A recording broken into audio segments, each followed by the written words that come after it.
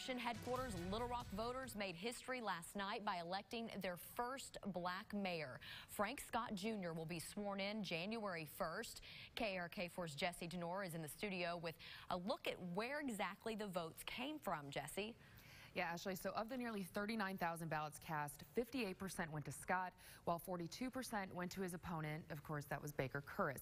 Now, leading up to the runoff, one of the things we were most interested in is how this Warwick-Sabin territory would be divvied up between Scott and Curris, since we figured that they would kind of keep the territories that you're seeing here now, and that's exactly what happened. Sabin won 14 precincts back in November, and then during the general election runoff last night, if I can get this to load here.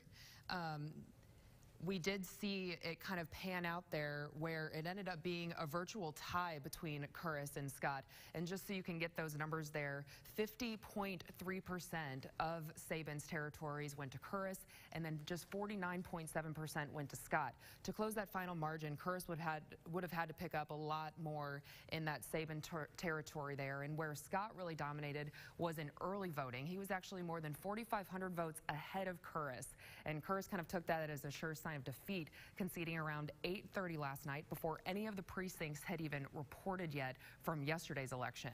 During his victory speech, Scott said that he will work hard to earn the votes of these Curris supporters, continuing his message of unity, making the Little Rock maybe a little more of a blue-green instead of this divide here. Ashley?